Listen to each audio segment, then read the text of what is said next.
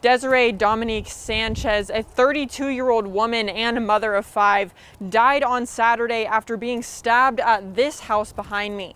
If you press this button, no water comes out of the Clyde splash pad in City Park.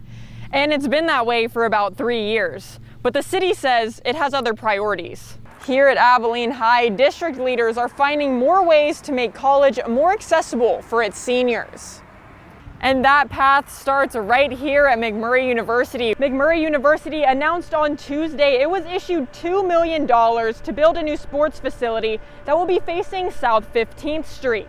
But first, they have a challenge to overcome. He wasn't wearing a seatbelt. I'm Tori Garcia, and I spoke with Sergeant Mark Couch of the Texas Department of Public Safety on how that click can make a difference between life and death.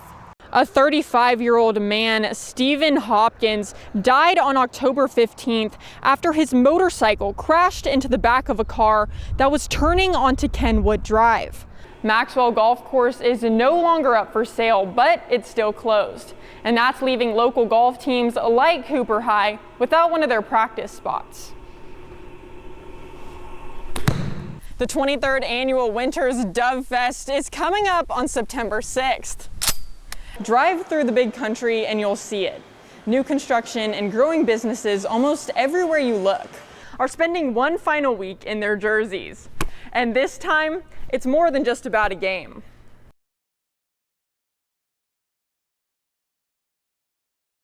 Behind me, you can see just some of the damage caused by Sunday night's strong storms. A couple of weeks ago, K-Texas brought you the story of an interlocal agreement between Callahan County and Clyde to construct this access road near the Hanner Sports Complex. And now on Tuesday, City Council approved $120,000 from the Economic Development Corporation to get the job done. After severe flooding swept through the San Angelo area this past weekend, the city says it's now in the recovery phase. Damage, like the ones you see behind me, are being assessed, and the city is now looking to see what comes next. Recently, the city of Clyde sent out a reminder about an ordinance that's been in place for years. Like this ditch behind me, it looks like the city's responsibility, but according to the ordinance, it's up to the people that live next to it to keep it clean. I'm standing here at Lone Wolf Bridge, a historic place in San Angelo. But as you can see all around me, it's covered in graffiti. I'm standing here at the corner of East North 10th Street and Morrow Lane, where drivers say that this turning lane is causing some confusion.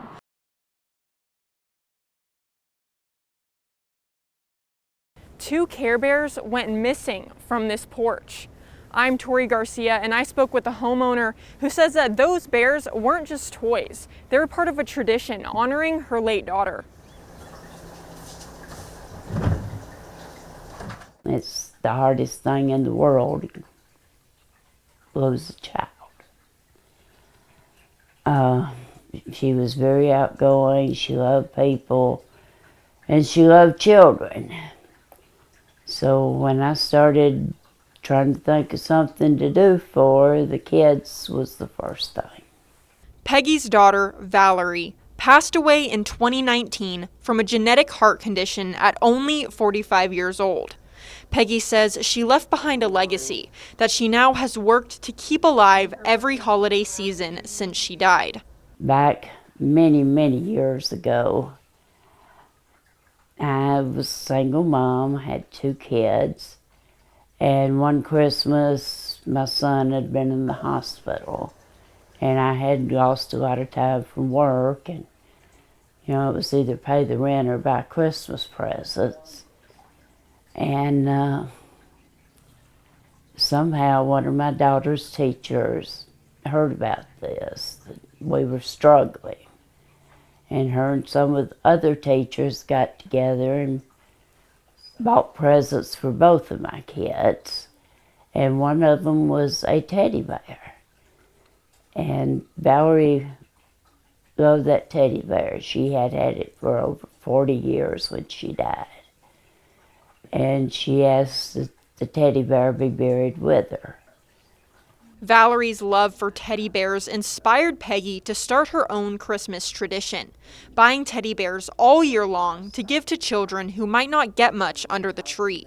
If I can give just one child a teddy bear that they love as much as she loves that one, then I've done something worthwhile in the world.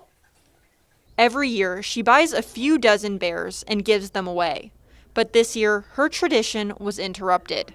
I had ordered 2 Care Bears from Amazon, and they were delivered. Amazon had the picture of them being delivered, and when I went out to get them, they were gone. And while she says she was angry when it happened, Peggy says she's finally come to peace with it.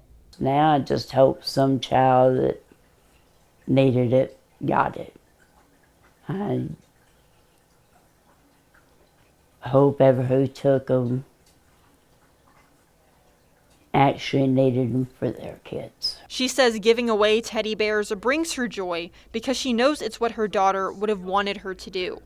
And when Peggy looks at each teddy bear, it brings her closer to her daughter's memory. I'm sure that there's things that people need worse than they need teddy bears. But that's the one I chose because it helps me as much as it does the kids I give them to. If you're interested in donating, visit our website at ktxs.com for more information on where to drop off the bears. This building used to be a car dealership, and now its history is being brought alive through these neon lights. I'm Tori Garcia, and I spoke with the owner of D&W Underground on how this space is now a hidden gem in Abilene. I think what really stemmed the passion for the neon signs was I was born in '65, and my grandparents owned motor inn motels from California to Texas, and so we would constantly go down Route 40, Route 66, and all the motor inn motels, it was just lit up with neon. It was just a spectacle to travel and see all of it. And I think that's where subconsciously it started from. Hemke found the building at the start of the pandemic in 2020, a former Buick dealership that dates back to 1927. It changed hands many times over the decades, from a car showroom to a tire company to a furniture store. Layers of Abilene history were buried inside. So the Buick sign is actually one exactly like what was on the building in 1927, and that's this one right here. So the original sign was actually on this same post facing the outside, and what this is milk glass, where they actually mold the glass over a mold. It took them about 4.5 years to restore the building, but the floor, glass, ceiling, and structure are all the same as it was in 1927, something that Hemke says brings the history back to life. Outside, a Coca-Cola sign tells that story as it still faces the railroad tracks. So the sign was put up in the 40s to advertise, mainly facing downtown, where the GIs would get off the train to be shipped to Camp Barkley. But inside, Snoopy the dog keeps watch over more than 100 neon signs, each handpicked by Hemke over the past 30 years. It makes all the hard work worth it, and it's just a unique place that what makes me happy is to see other people happy. Hemke says it's not just the history or the signs that make this place special. It's the feeling people get when they walk through the door.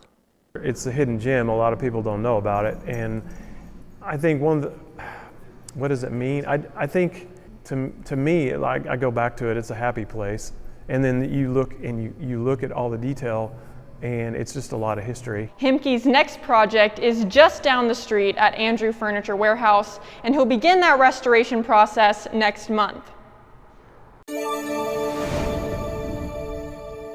Thursday marks the 24th anniversary of the 9/11 terrorist attacks that changed America forever. I'm Tori Garcia at Dyess Air Force Base, where people are coming together to honor those who have lost their lives and those who served by participating in a memorial ruck. With each step, may this ruck press deeper into our hearts what it means to be an American. 8:46 a.m. That's the time the trek around Dais began. The exact moment the first twin tower of the World Trade Center was hit in 2001. It's a march meant to remind participants of the weight carried that day, step by step. It's easy to, for days like this, we're all busy. We all have a lot of things going on, but taking 15 minutes out of your day to come out and come together as a team to remember those fallen heroes is something that I think we need to continue to doing for the rest of our lives, really.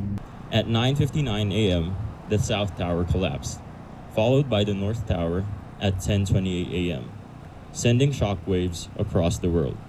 On that tragic day in 2001, firefighters climbed more than 2,000 steps to reach the top floors of the Twin Towers. 24 years later, Dais airmen retraced that sacrifice in their own way, rucking together with heavy packs. This is how we come together as a team, just to, one, show what those firefighters had to go through when going up those steps on the Twin Towers, and produce some physical activity and come together and have some camaraderie. Now, let's pause for a moment of silence to remember, to honor, and to reaffirm our duty to never forget. For Senior Airman Gavin Stunden, the memorial is personal. His family has served as firefighters for generations, and his father witnessed the tower's fall. What it means to me personally is, honoring the sacrifice of the 343 firefighters that gave their life that day, trying to rescue as many people in those towers. Stunden carried more than 35 pounds of gear on his back. He says someone has to carry the memory forward. I'm doing this because somebody has to. Someone absolutely has to. Participants say it's important to never forget so that history doesn't repeat itself.